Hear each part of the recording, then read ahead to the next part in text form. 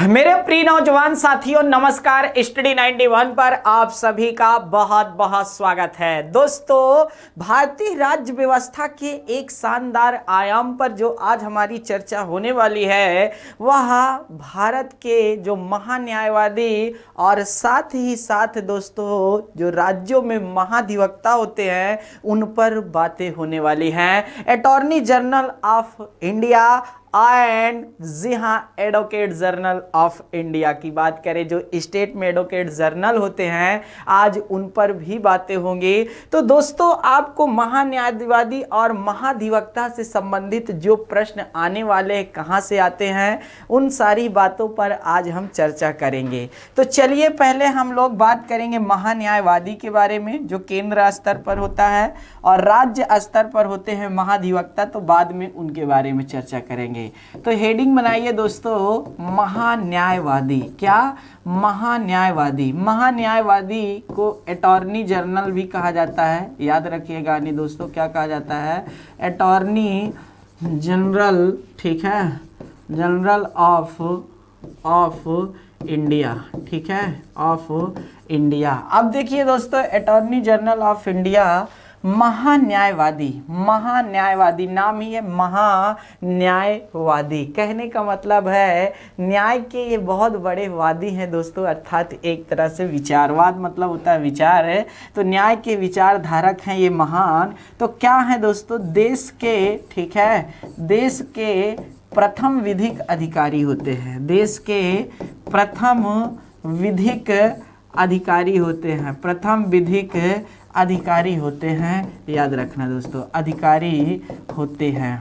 अब देखिए, देश के प्रथम विधिक अधिकारी होते हैं, इनके पद का उल्लेख कहाँ है? तो इनके पद का उल्लेख भारतीय संविधान के अनुच्छेद 76 में है। कहाँ पर? अनुच्छेद 76 में इस बात का साफ साफ उल्लेख है। अनुच्छेद 76 में इस बात का साफ साफ उल्लेख है कि जी हाँ दोस्तों, भारत का एक महान्यायवादी होगा। क्या होगा? भारत का एक महान्यायवादी होगा दोस्तों, याद रखना। और ये महान्यायवादी की जो नियुक्ति होती है वह कौन करते हैं? साथ ही दोस्तों, यह अपने पद पर कब तक बने रह सकते हैं, इन्हें पद से कैसे हटाया जा सकता है, इन सारी बातों पर आज हम चर्चा करने वाले हैं। तो दोस्तों, अनुच्छेद 76 में साफ साफ महान्यायवादी के पद का उल्लेख है। महान्यायवादी के पद का उल्लेख है, के पद का उल्लेख है कहाँ? अर्थात भैया अनुच्छेद 76 में। अब देखिए, जो महान्यायवादी होता है वो देश का प्रथम विधिक अधिकारी होता है। तो दोस्तों, देश का प्रथम विधिक अधिकारी मतलब कानून की दृष्टि में यह सबसे बड़ा अधिकारी बनकर बैठता है महान्यायवादी।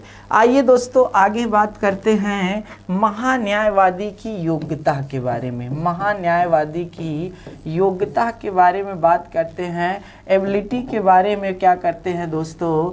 बात करते हैं। जी हाँ दोस्तों, जो योग्यता होनी चाहिए वो क्या होना चाहिए? तो जिस तरह सुप्रीम कोर्ट के न्यायाधीश के लिए जो जो योग्यता होती हैं, उसी तरह महान्यायवादी के लिए भी क्या होती है दोस्तों? योग्यता होती है। जिस तरह सुप्रीम कोर्ट के न्यायाधीश बनने के लिए क्या होती हैं? योग्यता होती हैं, उसी तरह आपके नहीं किसके लिए भी होती है दोस्तों?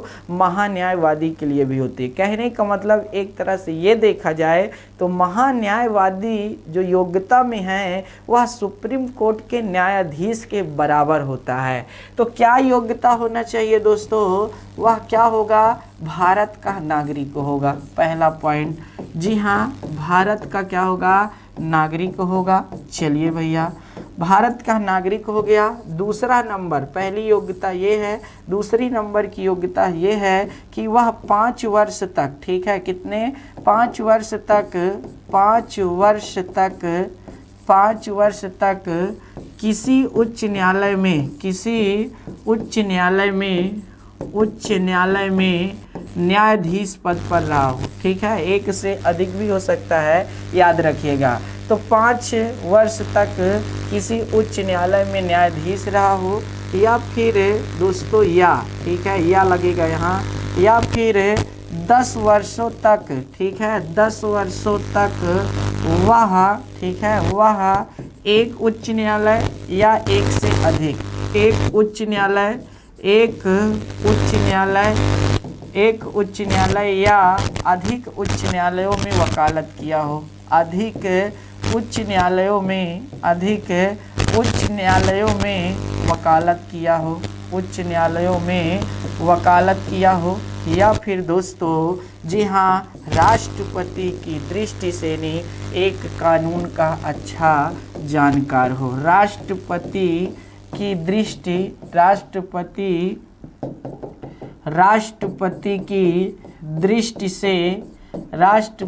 की दृष्टि से कानून, ठीक है, कानूनविद हो, कानून का अच्छा जानकार हो, ठीक है, कानूनविद हो। तो यहाँ से भी प्रश्न पूछे जाते हैं, इनको भी विशेष कर ध्यान दीजिएगा दोस्तों, क्योंकि लगातार प्रश्न कहीं से भी पूछ लेता है, कोई बात वो नहीं हो, ठीक है ना दोस्तों, याद रखिएगा नहीं। अब देखिए दोस्तों, आपको यहाँ पर ये बातें हैं कि एक और चीज़ें याद रखनी होगी, नोट करके।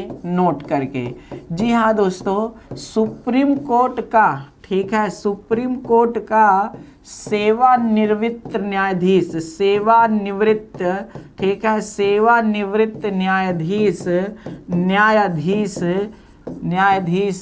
इस पद पर आसीन हो सकता है, इस पद पर आसीन हो सकता है, ठीक है ना दोस्तों, हो सकता है। तो इस तरह की बातें हैं। योग्यता हमें ध्यान दीजिएगा, जो योग्यता है आपकी हमने बता दिया, क्या है, भारत का नागरिक हो या 5 वर्ष तक किसी उच्च न्यायालय या अन्य न्यायालयों में न्यायाधीश रहा हो, और साथ ही साथ 10 वर्षों तक वकालत किया हो एक या अधिक उच्च न्यायालय में, या फिर राष्ट्रपति की दृष्टि से कानून, क्या है दोस्तों, कानून में एक अच्छा जानकार हो। लेकिन दोस्तों यहाँ पर जो और अच्छी बातें लिखी है, जो बहुत महत्वपूर्ण लिखी, वो क्या लिखी है, सुप्रीम कोर्ट का सेवानिवृत्त न्यायाधीश इस पद पर आसीन हो सकता है। तो ये एक तरह से बहुत अच्छी बात है, अतिरिक्त योग्यता भी दी गई है दोस्तों। तो यहाँ से भी बातें आप समझ सकते हैं, ठीक है दोस्तों। आइए चलिए अब देखते हैं महान्यायवादी को शपथ कौन दिलाता है। चलिए, शपथ, तो दोस्तों पहली बात तो आपको पता होना चाहिए महान्यायवादी की नियुक्ति कौन करता है। तो महान्यायवादी की नियुक्ति अनुच्छेद 76 के तहत, अनुच्छेद 76 के तहत राष्ट्रपति द्वारा की जाती है। किसके द्वारा की जाती है, राष्ट्रपति द्वारा की जाती है, अनुच्छेद 76 के तहत। और इनको शपथ जो कौन दिलाता है, तो आपको पता होना चाहिए कि शपथ का उल्लेख संविधान में नहीं है, शपथ का उल्लेख संविधान में नहीं है, उल्लेख संविधान में नहीं है। जी हाँ दोस्तों, संविधान में नहीं है, शपथ का उल्लेख संविधान में नहीं है। लेकिन आपको बता दें कि व्यवहार में, ठीक है, व्यवहार में इन्हें, ठीक है, इन्हें व्यवहार में इन्हें शपथ, व्यवहार में इन्हें शपथ राष्ट्रपति ही दिलाते हैं, ठीक है। जी हाँ दोस्तों, कौन दिलाते हैं, राष्ट्रपति। तो हमारे एजी को, अटॉर्नी जनरल को जो भैया शपथ दिलाते हो, कौन दिलाते हैं, वह राष्ट्रपति दिलाते हैं। अब सबसे बड़ी बात यह होती है दोस्तों कि यह किसकी शपथ लेते हैं, किस बात की शपथ लेते हैं ना। तो आपको पता होना चाहिए जो शपथ लेते हैं वह किस बात के लेते हैं, तो संविधान के प्रति, संविधान के प्रति, जी हाँ दोस्तों, संविधान के प्रति निष्ठा की शपथ लेते हैं, सच्ची निष्ठा की शपथ लेते हैं, संविधान के प्रति निष्ठा की शपथ लेते हैं, शपथ लेते हैं। तो यहाँ से भी प्रश्न पूछे जाते हैं, तो इनको भी अच्छे से देख लीजिए दोस्तों। तो शपथ हो गया, अब आपको बातें समझ में आ गई होंगी, ठीक है ना दोस्तों। यहाँ से भी कई बार प्रश्न पूछे जाते हैं कि शपथ के बारे में, तो इसलिए दोस्तों एकदम ध्यान देने वाली बातें हैं। आगे देखिए दोस्तों, आगे क्या कहता है, आगे की बातें भी शानदार है। इनके कार्यकाल, कार्यकाल को देखते हैं दोस्तों, किसको, कार्यकाल को देखते हैं। तो कार्यकाल कितना होता है महान्यायवादी का, कार्यकाल का उल्लेख संविधान में नहीं है, कार्यकाल का उल्लेख संविधान में नहीं है, ठीक है, उल्लेख संविधान में नहीं है, संविधान में नहीं है, ठीक है, नहीं है। अब देखिए दोस्तों, कार्यकाल का संविधान में उल्लेख नहीं है तो कहने का मतलब एक निश्चित समय नहीं है, निश्चित समय नहीं है कि आपको 5 वर्ष रहना है कि 10 वर्ष रहना है कि 6 वर्ष रहना, ये नहीं दिया, निश्चित समय का उल्लेख नहीं है। जी हाँ दोस्तों, आपको बता देने यह राष्ट्रपति के, यह राष्ट्रपति के प्रसाद पर्यंत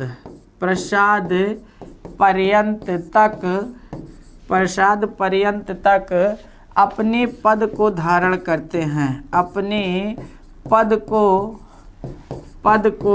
धारण करते हैं, पद को धारण करते हैं, ठीक है दोस्तों। यहाँ प्रसाद पर्यंत का मतलब क्या है, प्रसाद पर्यंत का मतलब हमने बताया था दोस्तों, यहाँ राष्ट्रपति की स्वविवेक की शक्ति नहीं है, राष्ट्रपति की स्वविवेक की शक्ति नहीं है, स्वविवेक की शक्ति नहीं है, ये बातें आपको जानना चाहिए था दोस्तों। स्वविवेक की शक्ति नहीं मतलब मंत्री परिषद, जी हाँ दोस्तों, जो सलाह देगी वही राष्ट्रपति को मानना पड़ेगा, मंत्री परिषद जो सलाह देगी वही राष्ट्रपति को मानना पड़ेगा। और राष्ट्रपति जब कहेंगे दोस्तों तब, जी हाँ दोस्तों, महान्यायवादी अपने पद से चुपचाप हट जाएंगे, अपने पद से क्या करेंगे दोस्तों, चुपचाप हट जाएंगे। वहाँ पर ये नहीं कि जी हाँ दोस्तों कुछ और करें, जी हाँ दोस्तों, ठीक है,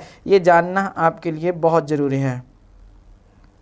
चलिए दोस्तों, अब इनके है कार्य को देख लेते हैं, आखिर इनके कार्य क्या हैं।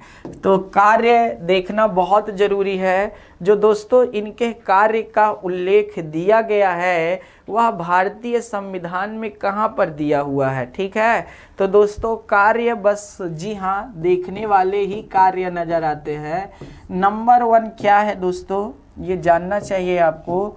जो हमारे राष्ट्रपति जी होते हैं, ठीक है, कौन, राष्ट्रपति जी होते हैं। तो राष्ट्रपति को यह क्या करता है दोस्तों, कानूनी सलाह देते हैं। कौन देते हैं, कानूनी सलाह देते हैं, याद रखिएगा। राष्ट्रपति को क्या करते हैं, कानूनी सलाह देते हैं। जी हाँ दोस्तों, भारत सरकार को याद रखना दोस्तों, सलाह देना जो राष्ट्रपति द्वारा उसे भारत भेजे जाते हैं। दूसरा क्या है दोस्तों, दूसरा यह है भारत सरकार को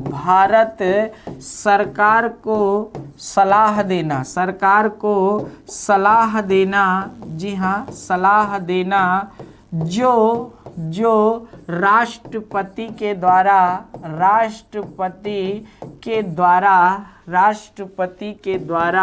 भेजे जाते हैं, राष्ट्रपति के द्वारा भेजे जाते हैं, ठीक है दोस्तों। उस सलाह को भी यह देते हैं। अगला क्या पॉइंट बनता है दोस्तों, कानूनी रूप से ऐसे अन्य कर्तव्यों का पालन करना जो उसे राष्ट्रपति सौंपे, ठीक है। राष्ट्रपति द्वारा सौंपे गए समस्त, ठीक है, समस्त कार्य को, ठीक है, कार्य जो क्या है, कानूनी है, याद रखना, कानून से संबंध है, समस्त कार्य को करते हैं, ठीक है दोस्तों। इस तरह आपने देखा कि ये कितने सुंदर सुंदर इनके कार्य थे, ठीक है दोस्तों, ये जानना चाहिए। यहाँ से भी प्रश्न पूछता है तो याद रखिएगा नहीं। आगे देखिए दोस्तों, आपको बता सकते हैं इनको कि भारतीय संविधान का एक अनुच्छेद 43 है। जी हाँ दोस्तों, राष्ट्रपति के द्वारा उच्चतम न्यायालय में भारत सरकार का प्रतिनिधित्व करना। जी हाँ दोस्तों, भारतीय संविधान के अनुच्छेद 143 के तहत क्या कर सकता है, यह भारतीय सरकार का, जो भारत की सरकार है उसका प्रतिनिधित्व कर सकता है। ठीक है, अनुच्छेद 143 के तहत, अनुच्छेद 143 के तहत भारत सरकार का, ठीक है, भारत सरकार का प्रतिनिधित्व करते हैं। ठीक है, प्रतिनिधित्व करते हैं। ठीक है, करते हैं, ये बातें याद रखिएगा दोस्तों। यहाँ से भी प्रश्न पूछता है तो इनको भी नोट कर लीजिए। अब देखिए दोस्तों, अनुच्छेद 88, अनुच्छेद 88 में कुछ बहुत महत्वपूर्ण बातें की गई हैं। क्या महत्वपूर्ण बातें हैं अनुच्छेद 88 में, तो आपको जानकर यह बहुत अच्छा लगेगा। क्या लगेगा दोस्तों, कि हमारे महान्यायवादी संसद की दोनों सदनों की बैठकों में भाग ले सकते हैं। जी हाँ, संसद की दोनों सदनों की बैठकों में भाग ले सकते हैं। साथ ही साथ उसको संबोधित कर सकते हैं। जी हाँ दोस्तों, किसी भी समिति का प्रतिनिधित्व कर सकते हैं। ये बातें भी आपको जानना चाहिए, लेकिन यह मतदान नहीं कर सकते। क्या मतदान नहीं कर सकते? और मतदान क्यों नहीं कर सकते? क्योंकि यह संसद के सदन के सदस्य नहीं होते हैं। याद रखिएगा, यह संसद के सदन के सदस्य नहीं होते हैं, इसलिए यह मतदान नहीं कर सकते हैं। जी हाँ दोस्तों, लिख लीजिए, संसद के, ठीक है, संसद के दोनों सदनों में, ठीक है, दोनों सदनों में भाग ले सकते हैं, भाग ले सकते हैं। ठीक है, ले सकते हैं, उसको संबोधित कर सकते हैं, उसको संबोधित कर सकते हैं। ठीक है दोस्तों, उसको क्या कर सकते हैं, संबोधित कर सकते हैं। जी हाँ दोस्तों, लेकिन याद रखना दोस्तों, लेकिन मतदान नहीं कर सकते, मतदान नहीं कर सकते। ठीक है, कर सकते, क्यों नहीं कर सकते? क्योंकि यह, जी हाँ दोस्तों, सदन के सदस्य नहीं होते हैं, क्योंकि यह सदन के सदस्य नहीं होते हैं, जिसके कारण याद रखिएगा दोस्तों, यह मतदान नहीं कर सकते हैं। तो यहाँ से भी प्रश्न बनता है, तो इनको भी, जी हाँ दोस्तों, जानना चाहिए। अब देखिए दोस्तों, जी हाँ, आगे क्या कहता है, महान्यायवादी के विषय में जो मर्यादाएं बनाई गई हैं कि वह नहीं कर सकते हैं, उनको भी थोड़ा सा देख लीजिए। यह क्या क्या नहीं कर सकते, मर्यादाएं। ठीक है, मर्यादाएं क्या क्या बनाई गई हैं? रोक क्या है? मर्यादाओं का मतलब यहाँ रोक पर है। क्या क्या रोक लगाई गई है? याद रखिएगा दोस्तों, यह भारत सरकार के खिलाफ कोई भी सलाह या विश्लेषण नहीं कर सकते हैं। साथ ही आपको जानना चाहिए, भारत सरकार के खिलाफ कोई भी सलाह नहीं देंगे। पहला पॉइंट, भारत सरकार के खिलाफ, भारत सरकार के खिलाफ, भारत सरकार के खिलाफ सलाह नहीं दे सकते, सलाह नहीं दे सकते। ये रोक है इन पर, याद रखना। भारत सरकार के खिलाफ, जी हाँ दोस्तों, सलाह नहीं दे सकते हैं, याद रखिएगा दोस्तों। दूसरा पॉइंट क्या है, जिस मामले में उन्हें भारत सरकार की ओर से पेश होना है उसकी वह टिप्पणी नहीं कर सकते। जिस मामले में भारत सरकार की तरफ से उनको पेश किया गया था उसके खिलाफ वह टिप्पणी नहीं कर सकते हैं। ठीक है, जिस मामले मामले के लिए सरकार उन्हें पेश की है, ठीक है, पेश की है उसका टिप्पणी नहीं कर सकते, ठीक है ना दोस्तों, नहीं कर सकते। और तीसरा पॉइंट दोस्तों ये जानना चाहिए था दोस्तों, बिना भारत सरकार की अनुमति के वह किसी भी आपराधिक मामले में व्यक्ति का बचाव नहीं कर सकते हैं, ठीक है। बिना भारत सरकार के अनुमति के बिना, ठीक है, भारत सरकार के अनुमति के बिना जी हाँ दोस्तों, किसी का बचाव नहीं कर सकते, किसी का बचाव नहीं कर सकते, ये रोक है, ठीक है, कर सकते। तो इस तरह दोस्तों आपने देखा भारत सरकार के खिलाफ वह सलाह नहीं दे सकते, भारत सरकार के खिलाफ क्या वह सलाह नहीं दे सकते, जिस मामले के लिए सरकार उन्हें पेश की है उसका टिप्पणी नहीं कर सकते, और बिना भारत सरकार के अनुमति के बिना किसी का बचाव नहीं कर सके, मतलब उसके खिलाफ वकालत नहीं कर सकते हैं, लड़ नहीं सकते हैं, याद रखिएगा। साथ ही साथ आपको पता होना चाहिए दोस्तों कि वह जब तक, ठीक है ना दोस्तों, अपना पद धारण किए हैं, चलिए ठीक है तो किए हैं, उसके बाद भी बगैर भारत सरकार की अनुमति के बिना वह कई स्थानों पर पद धारण नहीं कर सकते, जैसे किसी परिषद का, कंपनी के, याद रखना निदेशकों का, ऐसे पद जो हैं दोस्तों वह नहीं ग्रहण कर सकते हैं। तो इस पर भी रोक लगाई गई है, इस पर भी क्या की गई है, रोक लगाई गई है। तो इस तरह आप ध्यान देना चाहिए। साथ ही आपको हम बता दें दोस्तों, जो महान्यायवादी हैं उनके पास यह पावर है कि वह भारत सरकार के मामले से संबंधित, जी हाँ दोस्तों, सुनवाई किसी भी न्यायालय में कर सकते हैं, मतलब किसी भी न्यायालय में उपस्थित हो सकते हैं। दोस्तों ऐसा क्यों होता है आप जानते हैं, महान्यायवादी को अगर एक शब्द में बताए तो सरकारी वकील होता है। क्या होता है, सरकारी वकील होता है एक तरह से। अब आप जानते हैं दोस्तों कि भारत सरकार के ऊपर क्या है, बहुत सारे केसेस चलते रहते हैं। उन केसों में अब हर समय तो प्रधानमंत्री नरेंद्र मोदी जाकर के उपस्थित होंगे नहीं भाई,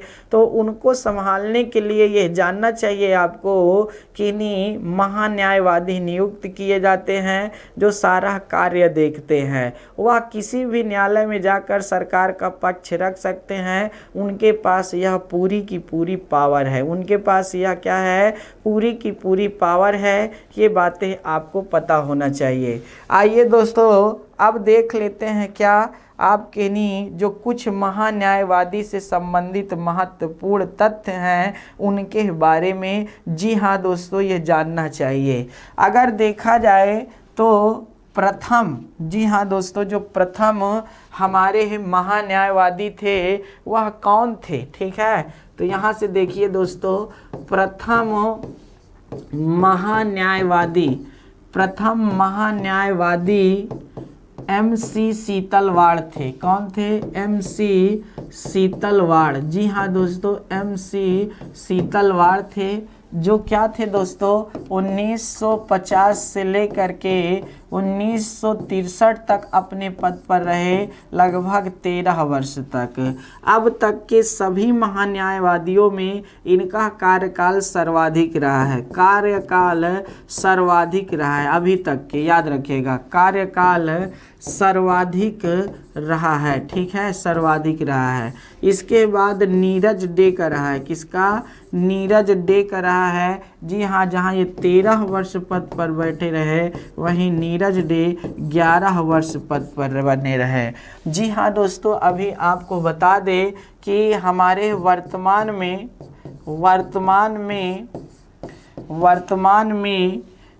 भारत के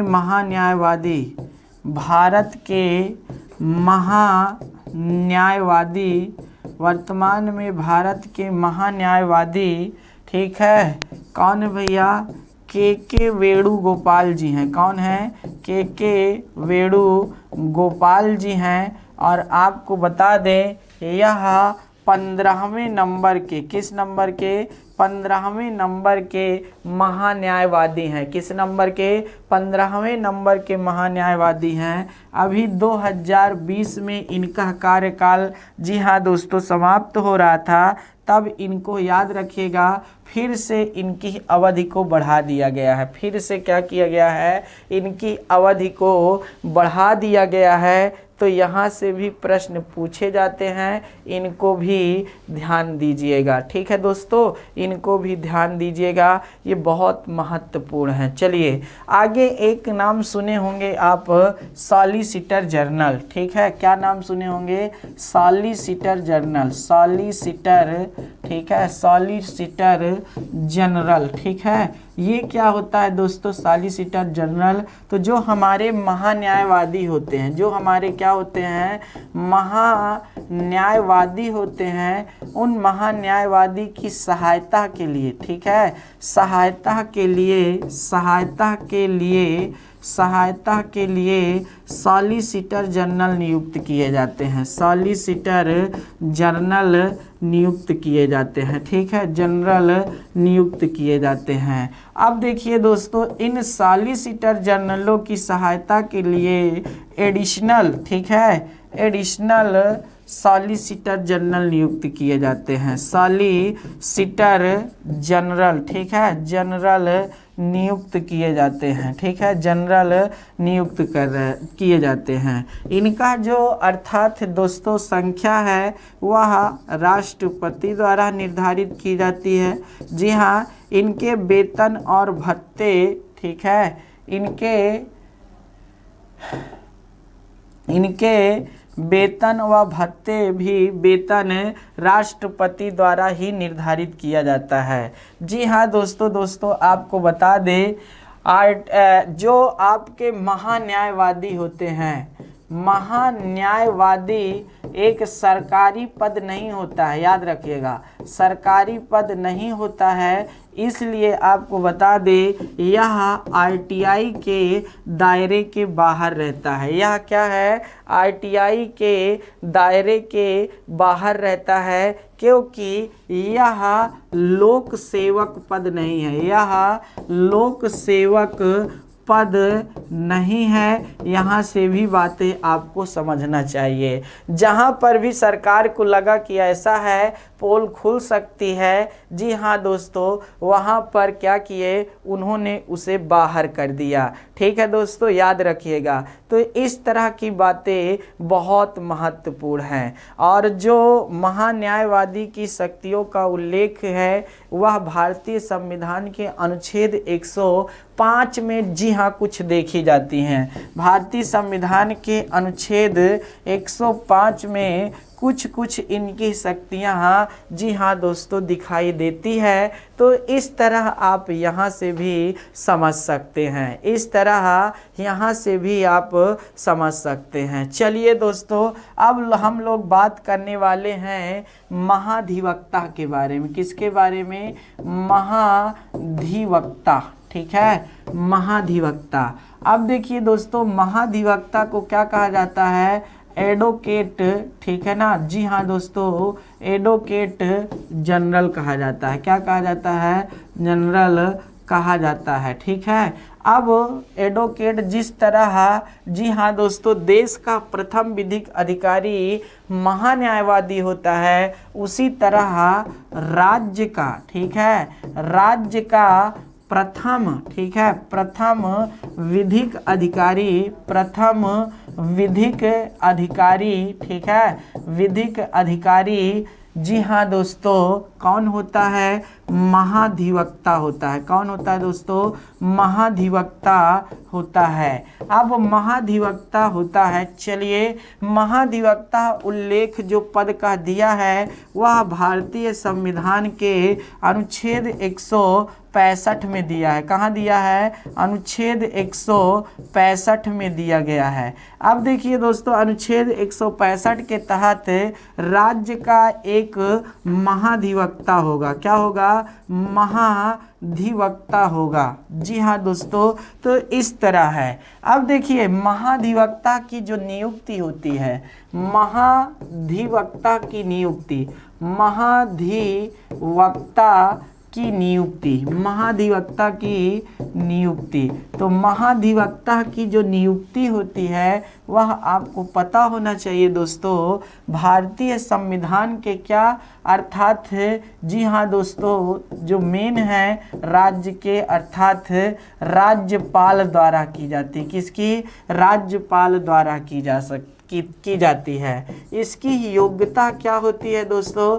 तो इसकी योग्यता हाई कोर्ट के, ठीक है ना दोस्तों, इसकी योग्यता क्या होती है? हाई कोर्ट के न्यायाधीश के बराबर होती है। हाई कोर्ट के न्यायाधीश, ठीक है, न्यायाधीश के बराबर होती है। न्यायाधीश के बराबर, न्यायाधीज के बराबर होती है, ठीक है ना दोस्तों, बराबर होती है। अब जानते हैं यहाँ पे या 10 साल वह जज रहा हो या फिर 10 साल वकालत किया रहा हो, वह बन सकता है। यहाँ प्रतिष्ठित न्यायविद का कोई उल्लेख नहीं है। प्रतिष्ठित, जी हाँ दोस्तों, न्यायविद का उल्लेख नहीं है। याद रखिए कि राज्यपाल के नज़रों में एक अच्छा कानून का जानकार हो, जी हाँ दोस्तों, उसे क्या किया जाए? महाधिवक्ता पद पर नियुक्त कर दिया जाए। जी नहीं दोस्तों, ऐसा याद रखिएगा नहीं है, ठीक है, ये जानना आपके लिए ज़रूरी है। तो इस तरह दोस्तों आप जानते होंगे। अब देखिए जो इनके वेतन भत्ते हैं, ठीक है, इनके वेतन भत्ते, वेतन भत्ते राज्यपाल, ठीक है, राज्यपाल द्वारा निर्धारित किए जाते हैं। राज्यपाल द्वारा निर्धारित किए जाते हैं। तो दोस्तों आप समझ सकते हैं कि जो इनके वेतन भत्ते हैं वह किसके द्वारा निर्धारित किए जाते हैं? तो राज्यपाल के द्वारा निर्धारित किए जाते हैं। याद रखिएगा, राज्यपाल ही इनकी नियुक्ति करते हैं, राज्यपाल ही इनको शपथ भी दिलाते हैं। शपथ कौन दिलाता है दोस्तों? शपथ, ठीक है, शपथ कौन दिलाता है? तो शपथ राज्यपाल ही दिलाते हैं। शपथ कौन दिलाता है? राज्यपाल ही दिलाते हैं। और संविधान के प्रति सच्ची श्रद्धा और निष्ठा की ही शपथ ये भी लेते हैं। याद रखिएगा दोस्तों, जो निष्ठा की शपथ है वह, जी हाँ, महाधिवक्ताओं के द्वारा ली जाती है। इनका कार्यकाल क्या होता है? अगर पूछा जाए कि कार्यकाल क्या होता है, तो कार्यकाल निश्चित नहीं है। कार्यकाल क्या है दोस्तों? निश्चित नहीं है। यह राज्यपाल के, ठीक है, यह राज्यपाल के प्रसाद पर्यंत, ठीक है, प्रसाद पर्यंत अपना पद धारण करते हैं। अपना पद धारण करते हैं। याद रखिएगा, धारण करते हैं। यहाँ से भी प्रश्न आए तो इसको भी बड़े आसानी से दीजिएगा दोस्तों। तो कहने का मतलब यह अपना पद यह अपना, जी हाँ दोस्तों, जो शपथ और पद है, कार्यकाल, वह याद रखना राज्यपाल के, जी हाँ दोस्तों, सम्मुख होता है। तो जिस तरह महान्यायवादी की नियुक्ति, महान्यायवादी को नहीं, याद रखना, शपथ, और महान्यायवादी को पद से निकालने का पावर किसके पास है? राष्ट्रपति के पास है। उसी तरह महाधिवक्ता के विषय में राज्यपाल के प्रति क्या है दोस्तों? शक्तियां प्राप्त हैं। राज्यपाल के पास क्या है? शक्तियां प्राप्त हैं। जिस तरह भारतीय संविधान के अनुच्छेद 88 के तहत महान्यायवादी संसद के सदन में भाग ले सकता है, संबोधित कर सकता है। जी हाँ दोस्तों, किसी समिति में सलाहकार के रूप में बैठ सकता है, लेकिन दोस्तों जब आपका मत करने की बात आएगी तो वह वहाँ पर नहीं उपस्थित रहेगा। ये बातें आपको समझना चाहिए। उसी तरह भारतीय संविधान के अनुच्छेद 177, ध्यान दीजिएगा दोस्तों, भारतीय संविधान का एक है अनुच्छेद 177 और अनुच्छेद 177 में महाधिवक्ता को पावर मिली है। किसको? महाधिवक्ता को।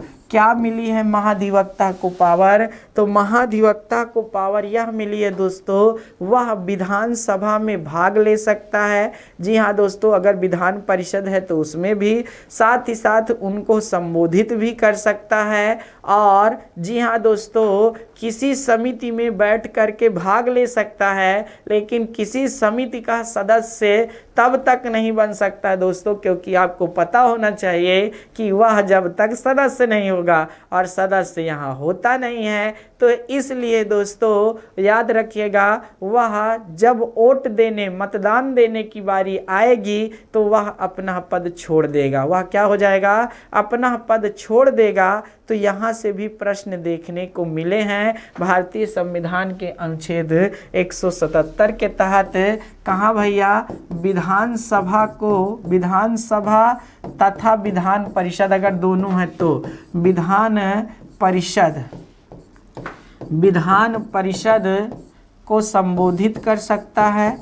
ठीक है, को विधानसभा और विधान परिषद में भाग ले सकता है, भाग ले सकता है। ठीक है, इसको संबोधित कर सकता है। क्या कर सकता है? संबोधित। ठीक है, संबोधित कर सकता है। ठीक है, संबोधित कर सकता है। जी हाँ, लेकिन मतदान नहीं कर सकता, मतदान नहीं कर सकता। ठीक है, नहीं कर सकता, याद रखिएगा, नहीं कर सकता है। ठीक है, जब मतदान करने की बारी आएगी तो वह मतदान नहीं करेगा, क्योंकि सदस्य नहीं है। ठीक है, सदस्य नहीं है। यहाँ से भी प्रश्न देखे जाते हैं, तो इनको भी माइंड में एक बार रिवीजन जरूर करिएगा। हनी दोस्तों, भारतीय संविधान का एक अनुच्छेद 194 है। भारतीय संविधान का अनुच्छेद 194 है, और 194 के तहत जी हाँ दोस्तों, जो भी क्या है अर्थात महाधिवक्ता राज्यों में नियुक्त किए जाते हैं, उनकी जी हाँ दोस्तों शक्तियों और कार्यों के बारे में उल्लेख है। उनकी शक्तियों और कार्यों के बारे में क्या है? उल्लेख है। क्या क्या कर सकते हैं दोस्तों महाधिवक्ता? आप देखिए, महाधिवक्ता क्या कर सकते हैं दोस्तों?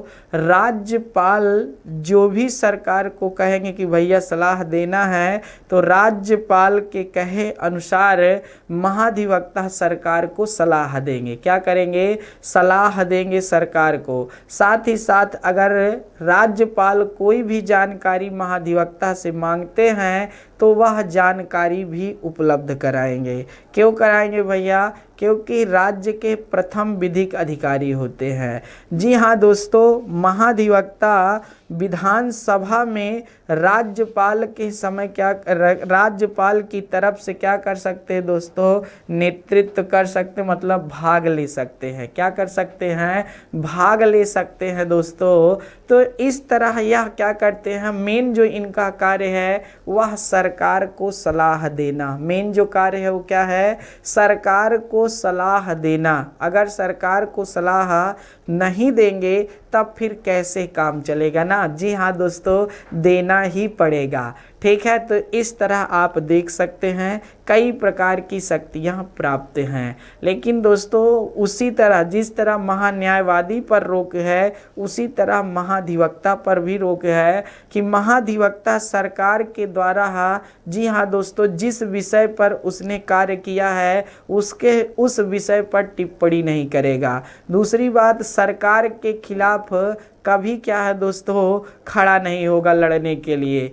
चौथी बात क्या है दोस्तों, अगर उसे किसी, जी हाँ दोस्तों, मतलब अपराधी व्यक्ति के बचाने के उद्देश्य में लड़ना है तो उसे राज्य सरकार का क्या करना पड़ेगा दोस्तों, परमिशन लेना पड़ेगा, आदेश लेना पड़ेगा। साथ ही साथ यह भी बातें आपको पता होना चाहिए, बहुत शानदार बातें हैं दोस्तों, कि जब भी महाधिवक्ता अपने पद को छोड़ने के बाद भी, जी हाँ दोस्तों, लाभ का पद धारण नहीं कर सकता है। क्यों नहीं कर सकता है दोस्तों, क्योंकि यहाँ पर आप जानते हैं कि दोस्तों सरकार से उसे इजाज़त लेनी पड़ेगी।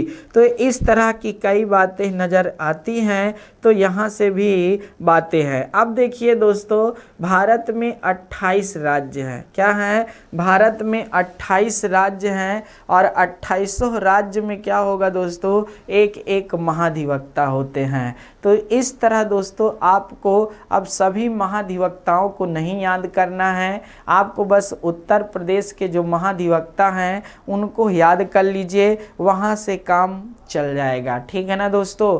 उत्तर प्रदेश का ये मेरा प्रश्न है कि दोस्तों वर्तमान में महाधिवक्ता कौन है। अगर इनके बारे में सर्च करोगे तो कुछ 2-4 पॉइंटें नहीं मिलेंगी, और जब नहीं मिलेंगी तो दोस्तों वह दिमाग पर चढ़ेंगी। क्या? दिमाग पर चढ़ेंगी। तो यहाँ से भी बातें आप देख सकते हैं, याद रखिएगा। आइए दोस्तों यहाँ से देखिए, यह, ठीक है, यह सरकार को, ठीक है, यह राज्य सरकार है, हाँ, यह सरकार को विधिक संबंधी, ठीक है, विधिक संबंधी सलाह दे सकते हैं, विधिक संबंधी सलाह दे सकते हैं, ठीक है, सलाह दे सकते हैं। यहाँ से भी बातें आपको समझना चाहिए। दूसरी बातें याद रखना दोस्तों, राज्यपाल, ठीक है, राज्यपाल जिन विषयों पर सलाह मांगेंगे उनको देंगे। राज्यपाल द्वारा दिए गए विषयों पर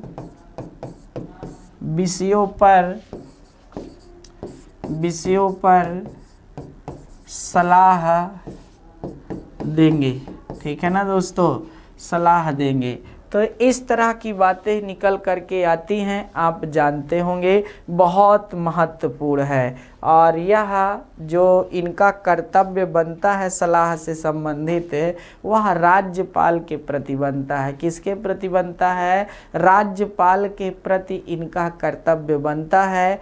तो यहाँ से भी बातें देखने को मिली हैं। तो दोस्तों ये था हमारा आज का पूरा सेशन। एक बार हम चाहते हैं कि महान्यायवादी और महाधिवक्ताओं दोनों को साथ में लेकर के बता देते हैं, क्योंकि मिसप्रिंट ना हो अनुच्छेद को लेकर के। तो देख लीजिए दोस्तों, यहाँ पर महान्यायवादी, ठीक है, इसमें कुछ ज़्यादा है नहीं, तो इसलिए मज़ा नहीं आ रहा है। ठीक है, मज़ा बस इतना है कि एग्ज़ाम में जो प्रश्न आएगा महाधिवक्ता, ठीक है, महाधिवक्ता, थोड़ा सा देख लीजिए दोस्तों इनके बारे में। नहीं, अगर यहाँ से देखेंगे तो समझ में आ जाएगा। महान्यायवादी क्या होता है दोस्तों? देश का प्रथम विधिक अधिकारी होता है, देश का प्रथम विधिक अधिकारी होता है। ठीक है, जबकि महाधिवक्ता राज्य का प्रथम, राज्य का प्रथम विधिक अधिकारी होता है, राज्य का प्रथम विधिक अधिकारी होता है। ठीक है, विधिक अधिकारी होता है। दूसरा है दोस्तों, यहाँ पर समझने वाली बातें हैं। क्या समझने वाली बातें हैं? तो दोस्तों याद रखने वाली बातें हैं। इसका उल्लेख अनुच्छेद कहाँ पर है दोस्तों? 76 में है पद का, और इसका है अनुच्छेद 165 में। जी हाँ दोस्तों, यह संसद के सदन को अनुच्छेद 88 के तहत क्या कर सकता है? जी हाँ दोस्तों, अनुच्छेद 88 के तहत संबोधित कर सकता है, यह भाग ले सकता है, और यह अनुच्छेद 177 के तहत विधानसभा में, जी हाँ दोस्तों, विधानसभा या विधान परिषद। ठीक है, अगला क्या है दोस्तों? जो इसका शक्ति और कार्य का उल्लेख है वह थोड़ा सा अनुच्छेद 105 में दिया हुआ है। किस में दिया हुआ है? अनुच्छेद 105 में दिया हुआ है। इसके शक्ति और कार्यों का उल्लेख अनुच्छेद 194 में दिया गया है। इसकी नियुक्ति किसके द्वारा की जाती है? तो राष्ट्रपति द्वारा की जाती है। इसकी नियुक्ति किसके द्वारा की जाती है? तो राज्यपाल की नियुक्ति, राज्यपाल द्वारा। इसको शपथ कौन दिलाता है? तो शपथ राष्ट्रपति ही दिलाते हैं। ठीक है, कौन दिलाते? राष्ट्रपति। और यहाँ पर शपथ राज्यपाल। यह राष्ट्रपति के प्रसाद पर्यंत पद धारण करता है और यह राज्यपाल के प्रसाद पर्यंत पद धारण करता है। ठीक है दोस्तों, और साथ ही साथ हम आपको बता दें जो वेतन भत्ते क्या होते हैं महान्यायवादी के निर्धारित किए जाते हैं वह राष्ट्रपति के द्वारा किए जाते हैं और जो महाधिवक्ता के हैं वह राज्यपाल के द्वारा निर्धारित किए जाते हैं। तो दोस्तों बस इतने से प्रश्न आना था। और जी हाँ दोस्तों, कोई पद धारण ना कर सके ये बातें निकल करके आती हैं। तो बस इतना अगर आप अच्छे से तैयार कर लेते हैं तो नो डाउट्स अपने आप में सारे प्रश्न आपके यहीं से आने हैं, बाहर से नहीं आ सकते हैं। ये बातें आपको समझना चाहिए था।